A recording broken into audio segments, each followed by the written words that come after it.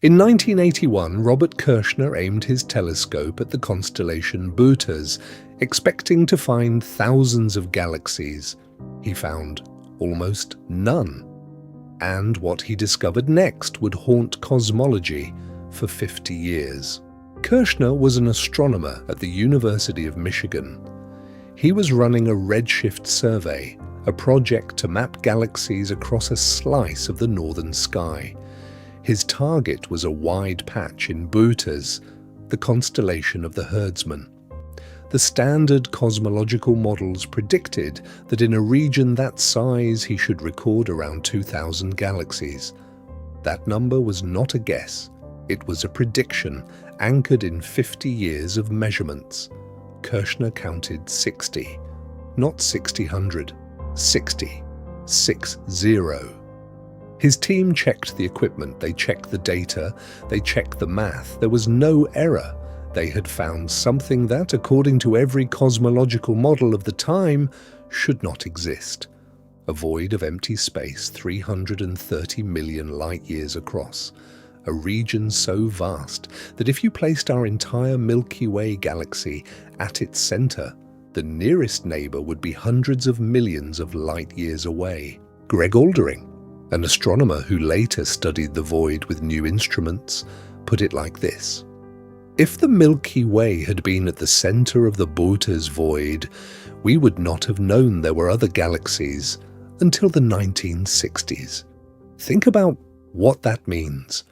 Galileo would have looked through his telescope in 1610 and seen only stars. Newton would have written the Principia without ever knowing other galaxies existed. Einstein would have published general relativity in a universe that, as far as anyone knew, was a single island of stars surrounded by infinite nothing. The Boötes Void is not just empty, it is a region of space where the development of human cosmology could have been delayed by 3 centuries. It is loneliness on a scale we are not built to comprehend. And here is what makes this worse. According to the standard cosmological model, the lambda cold dark matter model, voids this large should not exist. The early universe was almost perfectly uniform. The temperature fluctuations measured in the cosmic microwave background are tiny. 1 part in 100,000. From those fluctuations, gravity slowly pulled matter into the structures we see today, galaxies, clusters, superclusters. But the math does not support a void this big forming from those initial conditions, not in 13.8 billion years, not in 30 billion, not ever.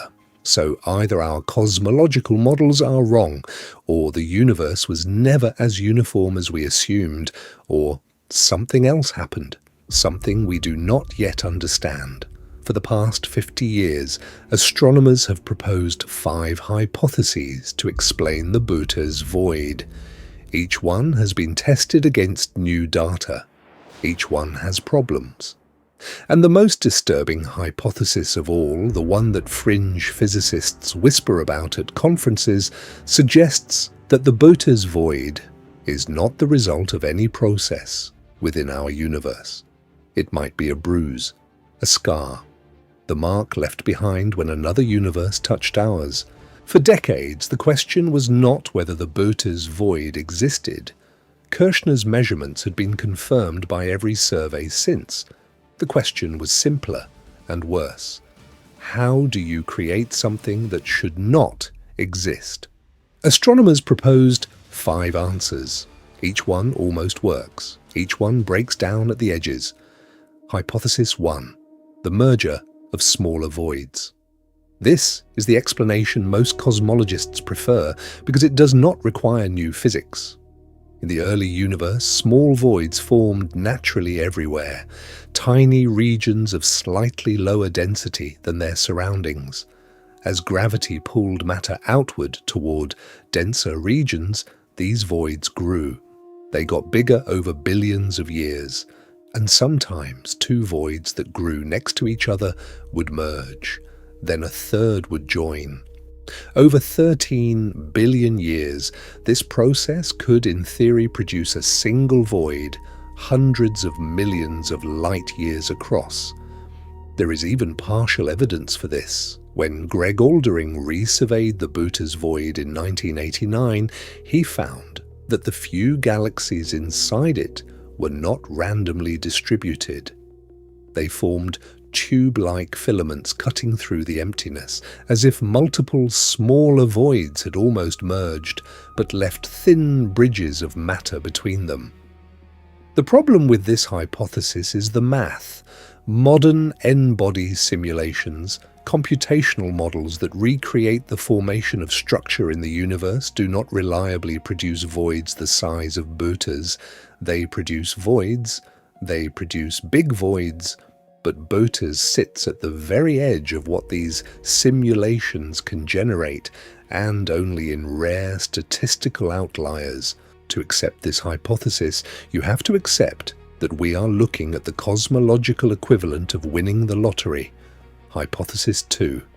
A primordial fluctuation from inflation. In the first 10 to the negative 30 seconds of the universe, space itself expanded faster than light. This is the inflation theory proposed by Alan Guth in 1981, the same year Kirshner discovered the void. During inflation, quantum fluctuations were stretched to cosmic scales. Most of these fluctuations produced the small variations we see in the cosmic microwave background today. But a few, statistically, were large enough to leave a permanent low-density region in their wake. The Boötes Void might be one of these primordial scars, a quantum hiccup amplified to a scale we cannot fully process. The problem is the same as before. The size required is not impossible, but it pushes the boundaries of what standard inflation predicts. Either inflation produced statistical outliers more often than we calculated, or the inflation models themselves need adjustment. Hypothesis 3. A connection to the cold spot. In 2004, the WMAP satellite mapped the cosmic microwave background and found something strange. A region of the sky where the background radiation was anomalously cold, colder than any model predicted. This became known as the cold spot. In 2015, Istvan Zapudi and his team at the University of Hawaii proposed that the cold spot is not random noise. They proposed it is caused by a supervoid sitting between Earth and the CMB. As photons travel through that supervoid, they lose energy. They arrive at our telescopes slightly colder than the rest of the background. If Zapudi is right, the universe contains at least one other void, as anomalous as Boötes, possibly larger. And Boötes might be a closer, smaller cousin of that supervoid. The problem came in 2017.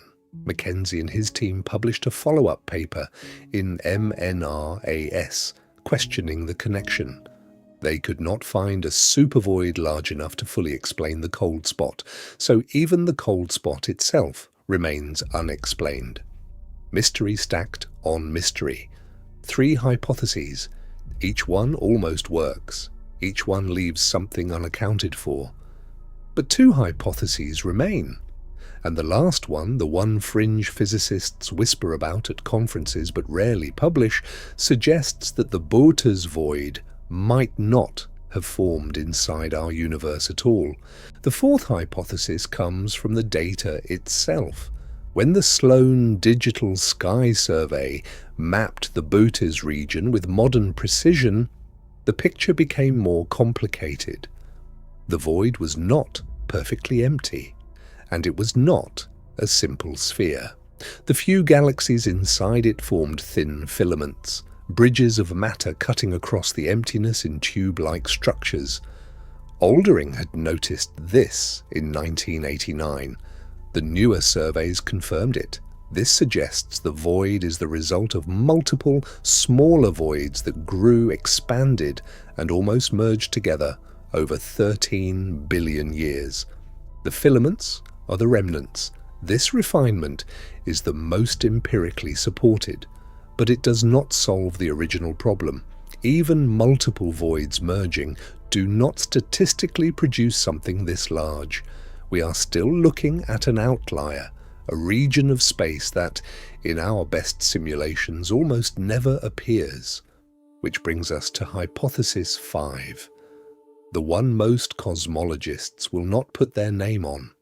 In 2007, Anthony Aguirre and his collaborators at the University of California, Santa Cruz, published research on what they called bubble collisions.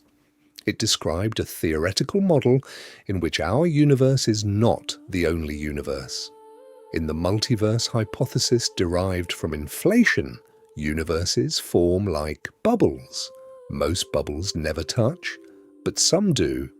And when two bubbles collide, the collision leaves a permanent mark, a scar, a region in our universe where the laws of physics are slightly different, where matter never accumulated, where the structure we expect was disrupted before it could form, a void.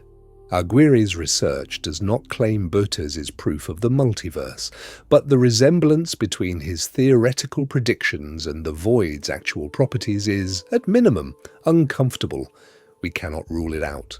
So here is where we are.